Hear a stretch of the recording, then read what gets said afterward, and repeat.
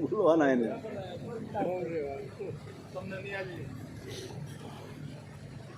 ગુરુ પુરુષોત્તમ મહારાજ કી જય। મંચસ્થ મહાનુભાવો, બહારથી પધારેલા આત્મબંધુઓ, વાજિયાકુંડના ભાઈઓ બહેનો, વડીલો,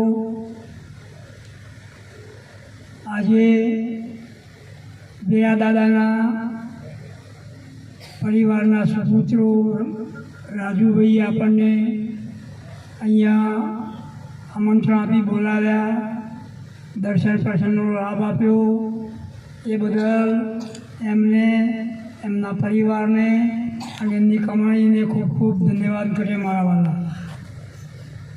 ગુરુ મહારાજે કોડી લઈ અને રતન આપ્યું છે, એ રતન જાળવવું એ આપણી જવાબદારી છે। એમને આપી દીધું પણ જાળવવાનું આપણે છે, એ આપણે જાળવીએ નહીં અને હતા એવાને માય પગલા રહીએ તો એનો કોઈ અર્થ થતો નથી।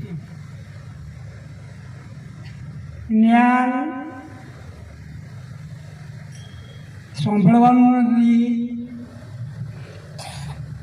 સાંભળેલું તો થોડા સમય પછી ભૂલી જવાશે, પણ એ જ્ઞાનને નીરખી પરખી અંતરચક્ષુથી સમજી અને આપણે જીવન વ્યવહારમાં અમલમાં મૂકીએ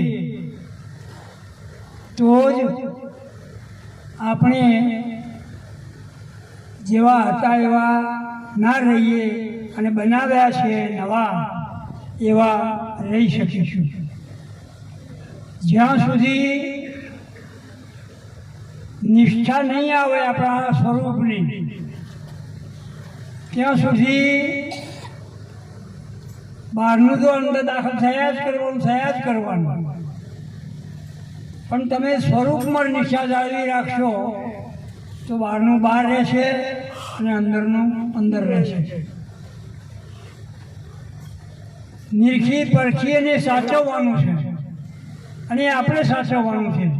ગુરુ મહારાજે કહ્યું તમને આપી દીધું છે, હવે કામ તમારે કરવાનું, આપણું કામ બીજો કોઈ કરવા આવે તો એને આપ્યું એને જાળવવાનું આપણે છે, તો આપણે જો મહેનત નહીં કરીએ એના માટે તો બીજું કોણ કરે? અને આપણે મહેનત કરી એમાં ઈચ્છા જાળવી જે કંઈ આપ્યું છે એને જાળવી રાખીએ, નીચેમય ધર્મમય જ્ઞાનમય જીવન જીવી અને માનવ જીવનનો ફરો સફળ કરીએ, એ જ પ્રાર્થના। બોલો સદગુરુ મહારાજ કી જય।